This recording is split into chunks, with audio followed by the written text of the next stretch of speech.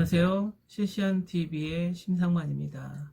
오늘 주제는 원래 하려고 했던 주제는 그 재벌 언론과 경제와의 관계, 경제인과의 관계, 그리고 정치인과의 관계, 그리고 우리 오늘날 재벌 언론들이 우리나라에 어떠한 그 영향을 주는지 그거에 대한 이야기를 하려고 했으나 오늘 아침에 제가 보지 말아야 할 동영상을 보고 말았습니다.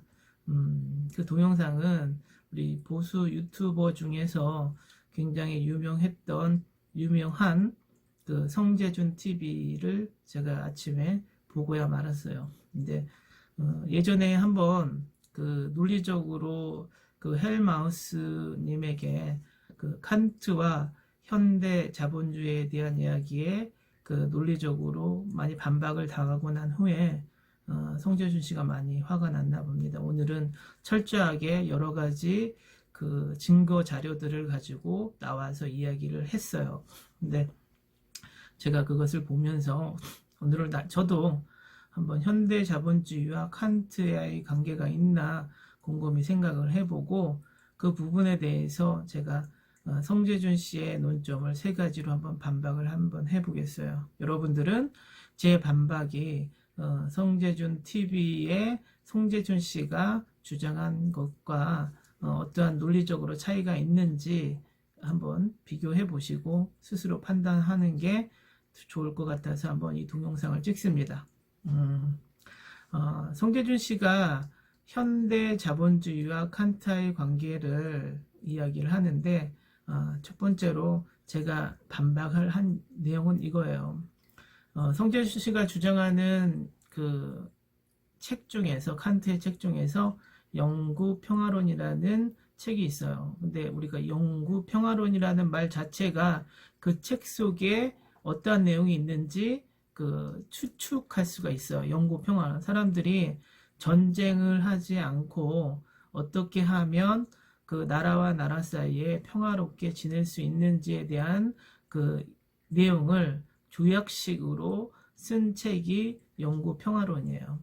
근데 그 영구 평화론 속에 칸트가 나는 현대 자본주의를 지지한다라는 이야기가 서술된 곳은 단 한 문장도 없습니다.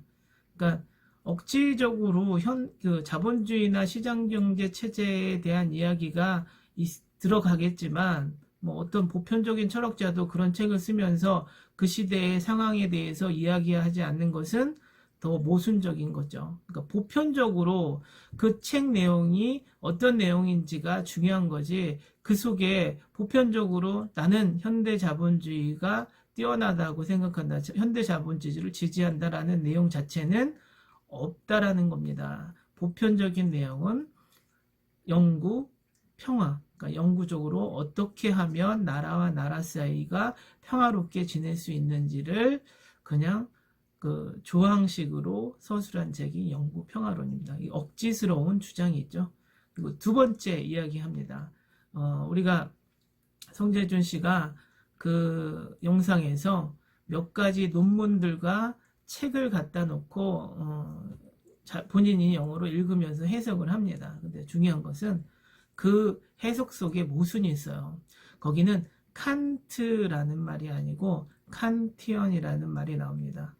우리가 칸트는 그 철학자를 얘기하는 게 맞지만 칸티언은 칸트의 철학 속, 그러면 칸트 학파, 칸트 계열, 칸트 철학파, 뭐 이러한 것들이 다 집대성되어 있는 그 언어예요. 칸티언이라는 말은 대표적으로 그렇기 때문에 칸트가 얘기할 수도 있고 칸트 학파 속에 있는 사람들이 얘기할 수도 있고 칸트를 지지했던 사람이 칸트에 대한 이야기를 할 수 있듯이 그것은 칸트가 이야기하게 했다는 이야기는 굉장히 모순적인 얘기죠. 그렇죠? 그러니까 그게 증거가 될 수 없다라는 거예요. 그리고 세 번째, 우리가 칸트의 사상을 가지고 아담 스미스라든가 하예크가 이야기했다라고 얘기를 하는데 그 서술을 보면 칸트가 현대 자본주의를 이야기했다라는 그것은 한 군데도 나오지 않아요. 그 사람들의 이야기는 이거예요. 시장경제주의라든가 아니면 자본주의를 이야기할 때 칸트가 그 속에 양념식으로 칸트의 도덕관념이 자본주의나 시장경제 체제 속에 들어갈 수 있다라고 주장을 한 거지, 그 칸트가 자본주의, 현대 자본주의를 이야기한 부분은 단 한 곳도 없다라는 것이 팩트입니다. 그런데도 불구하고 송재주 씨는 칸트가 현대 자본주의에 대해서 이야기를 했다라고 얘기하는 것은 굉장한 무리수가 있다라는 얘기죠. 그래서 제가 얘기하는 건 그거예요. 칸트는 1724년 4월 22일에 태어나서 1804년에 2월 12일에 죽었죠.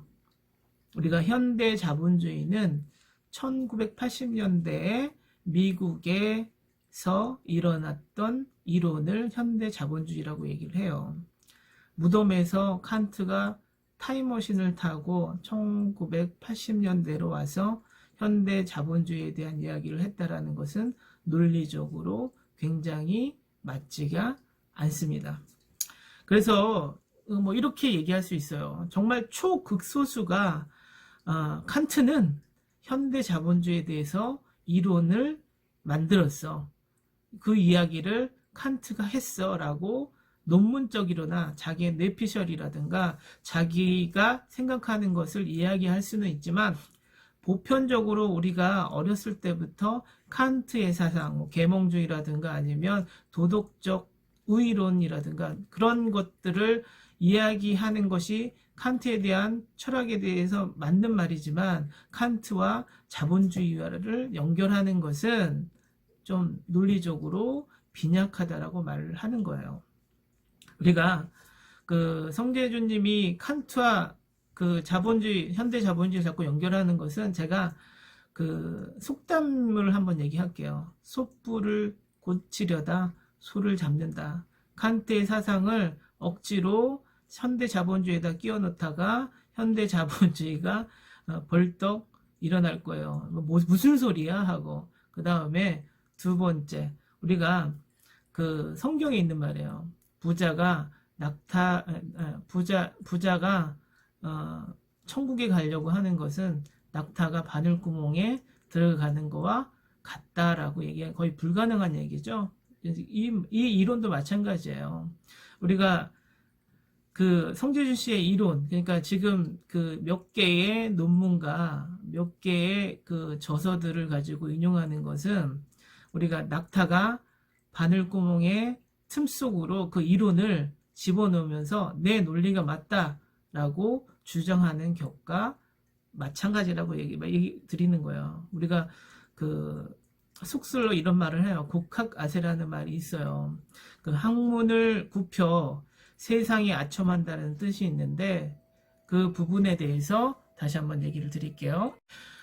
그래서 얘기를 하자면, 그 성재준 식의 방식은 이런 거예요. 우리 보수 유튜버들의 방식은 거의 대부분 비슷한 것 같아요. 뒤에 책들을 많이 쌓아놓고서 나는 이런 방대한 책을 많이 읽어. 그렇기 때문에 내가 학술적이로나 아니면 그 논리적으로 너희들을 이길 수 있어 라고 주장을 하는 거와 같습니다. 우리가 책을 많이 읽는 사람이 논리적으로 우위에 있을 수는 있지만 팩트를 이야기하지는 않습니다. 팩트가 정확한 사람이 논리에서 이기는 것이죠. 제가 예전에 그 학생들한테 강의할 때 뭐 이러한 이야기를 해요. 어떤 이야기를 하냐면, 너희들은 왜 책을 읽니? 책을 읽으면 너희에게 뭐가 도움이 될까라고 질문을 던집니다. 그러면 학생들은 저한테 이런 얘기를 합니다. 뭐 지식을 많이 얻을 수 있습니다. 그리고 뭐 시험을 잘 볼 수 있어요. 뭐 이런 식으로 보편적인 얘기가 그런 이야기야. 그러니까 우리가 책을 이용해서 우리는 지식을 습득한다라고 많이 이야기를 하지만, 물론 맞습니다. 책을 많이 읽으면 지식도 많이 습득을 하게 됩니다. 근데 저는 거기에 첨부해서 이런 얘기를 합니다. 책을 읽는 이유는 지식을 많이 습득하는 것도 있지만 그 책 속에 있는 단어들을, 우리가 알지 못했던 단어들을 습득함으로써 우리가 그 부류의 교양이 있는 사람들과 논리적인 대화를 편안하게 할 수 있는 방법도 책을 많이 읽는 길이다라고 얘기를 하는데, 그 예를 또 들어보면 어떤 예를 들으냐면, 우리가 논쟁을 하거나 싸움을 할 때 책을 많이 읽는 사람은 그 속에 있는 단어를 이용해서 논리적으로 이야기를 잘 한다라고 얘기를 하고, 책을 많이 읽지 않은 사람들은 그 단어 습득 면에서 열악하기 때문에 욕을 많이 사용할 수밖에 없다라고 이야기를 하죠. 그렇지만 제가 또 하나의 첨부를 해 줍니다. 아이들한테. 책도 한 사람의 생각에 불과하다. 그 사람의 생각에 세상의 이치가 될 수가 없기 때문에 너무 책을 읽으면서 그 사람의 생각과 사상에 빠지는 것은 위험하다. 그러니까 너희 생각과 세상의 보편적인 이치를 보면서 그 책을 읽는 게 잘 읽는 책 읽는 방법이다라고 얘기를 해요, 제가. 우리가 그 보수 유튜버들이 항상 뒤에다가 책장에다가 책을 가득 쌓아놓고 내가 너희보다 우위야. 내가 이 책을 다 읽었어. 그렇기 때문에 세상 사람들은 내가 이 책을 이용해서 내 논리로 꺾을 수 있어 라고 얘기하지만, 우리는 책으로 논리를 꺾는 게 아니고 팩트로 논리를 꺾는다라고 얘기를 해요.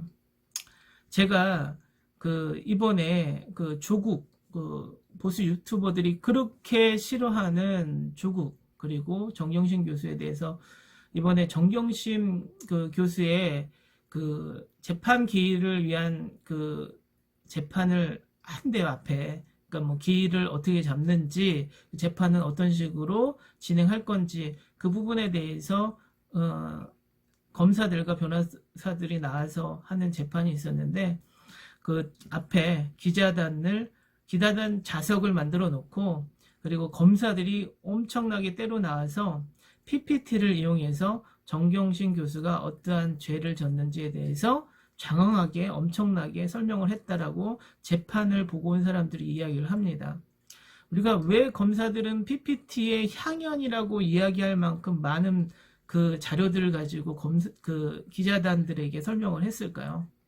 그것은 반대적으로 생각하면, 우리가 역으로 생각한다면 논리는 있으나 팩트가 부족하기 때문에 이 여러 가지 상황들을 정황적인 설명을 해가면서 내 논리가 맞다라고 설명하는 거와 맞다라고 하는 거예요. 근데 성재준 씨가 지금 여러 가지 책의 밑줄을 쫙쫙쫙 치면서 내 논리가 맞다라는 것은 그거와 같다라고 얘기를 하는 거예요.